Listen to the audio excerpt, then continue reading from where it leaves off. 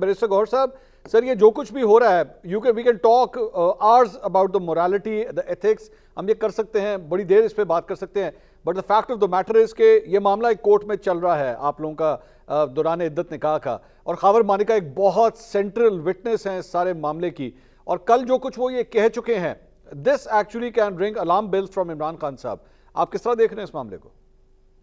देखिए मंसूर अली खान साहब, thank you, लेकिन एक बात पे मैं स्ट्रांग एक्सेप्शन लेता हूँ। मैं कहता हूँ शायद जो अकदार है, हमारे अखलाकी इदारे वो इस हद तक गिर चुके हैं कि देखे ना, कल जो पूरा 1 घंटे का इंटरव्यू किया गया और अभी आपने जिस तरह इंटरव्यू चलवाया और जिस तरीके से आपने इसके सारा प्रोसेस कंटिन्यू करवाया, देखिए एक there is a line we must not cross, एक पर्सनल लाइफ, लेकिन फिर भी जो कुछ चीजें हैं इस चीज को देख ले, अगर केस के तनाजुर में देखते हैं तो इसको देख लीजिएगा, ये 2017 का है और 2017 से आज 6 साल पूरे हो गए। ये कहां पर मौजूद थे? ये तो उस ट्रेन की कड़ी है जो लोगों को घरों से उठाया जाता है, उनको बंद किया जाता है और फिर डिपेंड करता है कि किस किस्म के लोग हैं, कितना वो बर्दाश्त कर सकते हैं। कोई अपने खिलाफ बोलता है, कोई अपने फैमिली के खिलाफ बोलता है, कोई अपने बच्चों और अपने घर के पर्दे चाक करके बोलता है। अगर ये बंदा आज बोलता है, मैं अप्रिशिएट करता हूँ जाहिद साहब ने जिस तरह कहा कि उसका इंटरव्यू सारे तजादात से बरी पड़ी है, लेकिन अखलाकियात के नजर में इसकी तरफ तो इवन तवज्जो देना भी मैं समझता हूँ गुनाह समझता हूँ, खासकर एक तो पब्लिक टीवी पे चैनल पे और आपके शो पे, और आपको अच्छा माना जाता है कि आप होमवर्क पढ़ा करते हो। ऐसे हमारे बच्चे फैमिली और घरों में हम देखते हैं। मैं कहता हूँ किस तरीके से ऐसे शोज और व्यूज लोग देखेंगे जिसमें आप लोगों को ये कहते हैं कि निकाह कब हुआ था, घर कौन आया था, कौन क्या था। अगर ऐसी बात है तो मंसूर साहब, with all due respect, let's go to everybody's political life, the personal life. गौर साहब, I think जजेस है, जर्नल बात तो चाहे सुनिए ना, हमजा है, चाहे the thing is, गौर साहब, the thing is, चाहे वो शहबाज शरीफ, मेरा भी तो पॉइंट ऑफ व्यू सुनिए ना। the thing is, I think मेरे सवालात में और मेरे कमेंट्स के अंदर मैं तो खुद एक्चुअली इस चीज को रेस कर रहा हूँ। दिस इंटरव्यू कर रहा हूँ, मेरा पॉइंट सुन लीजिए, मैं जो अर्ज कर मेरा रहा हूँ पॉइंट तो सुन लीजिए ना, आप मेरा पॉइंट तो सुन लीजिए, मेरा पॉइंट तो सुन लीजिए। मैं ये अर्ज कर रहा हूँ, मैं तो खुद ये सवाल उठा रहा हूँ कि 6 साल तक एक आदमी चुप रहा, अब क्यों बोल रहा है? ये तो मैं एतराज उठा रहा हूं। और जाहिद गशकोरी साहब जो हैं वो तो खुद एक्चुअली इस इंटरव्यू के अंदर जो तजादात हैं उनको लेने का मकसद ही ये था कि वो बता सकें कि एक्चुअली इसके अंदर फॉल्ट क्या है। अब अगर मुझे एक चीज को आइडेंटिफाई करना है, बताना है कि उसके अंदर फॉल्ट क्या है, तो मुझे अनफॉर्चुनेटली ना चाहते हुए भी मुझे वो चीज एक दफा सुना के उसके बाद बताना पड़ेगा कि इसके अंदर प्रॉब्लम क्या है। तो इसमें ये रिक्वेस्ट, जी बताइए, मैं सिर्फ ये रिक्वेस्ट जरूर करूंगा कि ये साहब जरूर क्वेश्चंस करें, you really don't have to go that much into deep into this fact. अच्छा ठीक है हुआ क्या है? एक बंदे को सिर्फ प्लान करके इसलिए लाया जा रहा है कि इद्दत का एक केस चला जा रहा है और उससे एक डेट ली जा रही है और वो स्पेसिफिकली वो डेट बता रहा है कि ये मेरे डेट है। वो आएंगे, अगर गवाह के लिए आएंगे, क्रॉस होगा, जो कुछ होगा वो देखा जाएगा। किसी से हम नहीं घबराने वाले। 180 केसेस बनाए, आप उनका तारीख उठा करके देख ले, एक एक FIR। मंसूर साहब आप होमवर्क करते हैं, जाहिद साहब आपके साथ बैठे हैं, ये बहुत ज्यादा अच्छा इन्वेस्टिगेटिव वो जर्नलिज्म पे यकीन बिलीव रखते हैं, आप उन केसेस को उठाएं। ऐसे पर्चे हुए और ऐसे जुर्म के पर्चे हुए जो कभी पहले उस जुर्म पे किसी को चार्ज नहीं किया गया है। 180 केसेस ऐसे तो नहीं बताए गए थे। तोशाखाना उठा ले, साइफर उठा ले, आप अलकादर उठा ले, जो केस नहीं भी बनता था लेके आना था ताकि उसको डिस्क्वालीफाई करे, उसको जेल में रखे, उसको हर्ट करे, गौर साहब, लेकिन द प्रॉब्लम है उसको पॉलिटिकल स्फीयर से निकाल। गौर साहब, द प्रॉब्लम इज कि we can keep on cursing, हम बार-बार जो है वो इसकी मजम्मत कर सकते हैं, कह सकते हैं बहुत गलत है, लेकिन अनफॉर्चुनेटली मेरे बस में नहीं है, आपके बस में नहीं है।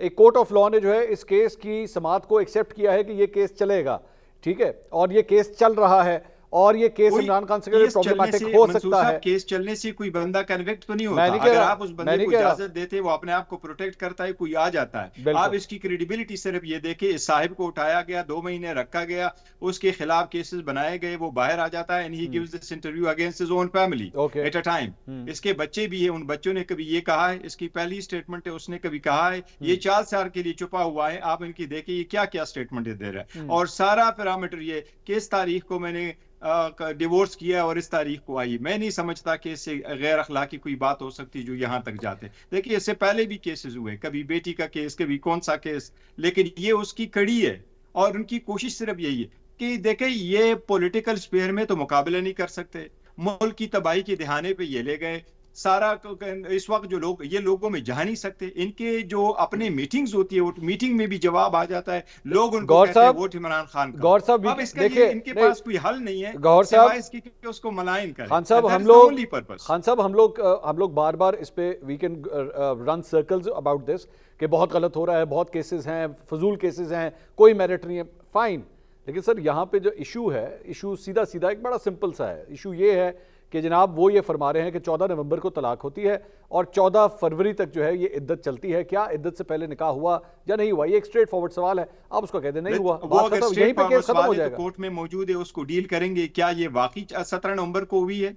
उसकी तो आइसोलेशन उसकी कब की जा चुकी थी, वो तो सितंबर से भी पहले होती। इनकी पुरानी स्टेटमेंट उठा ले, इनकी पुरानी पहली स्टेटमेंट, तो जस्ट पुट दिस वे, क्या ये पहले झूठ बोल रहा है या अब झूठ बोल रहा है? ठीक है। पहले जेल में नहीं था और जेल में नहीं होते हुए भी जो उसने कहा था वो दुरुस्त है, या अभी जेल से बाहर आकर के प्रेशर के साथ? आप मंसूर साहब इसको इस तनाजुर में देखें, लोगों को जिस तरीके से उठाया जा रहा है और 4 2 3 हफ्तों के बाद वो निकल के आते हैं, चिल्ले के बाद वो कैसे चेंज हो जाते हैं। गौर साहब अगर 164 का बयान इन्होंने जाके दे दिया अदालत के अंदर, तो क्या वहां पे अदालत अगर इनसे पूछेगी जी आप ये बयान प्रेशर में दे रहे हैं? नहीं, वो आगे से क्या कहेंगे? इसकी कभी लीगली कोई कंसेप्ट इजाजत नहीं होती। कभी भी कोई भी केस आप सप्लीमेंट्री स्टेटमेंट रिकॉर्ड करवा ले, अगर वो आपने हफ्ते के बाद भी रिकॉर्ड करवाए, उसकी कोई वैल्यू नहीं होती।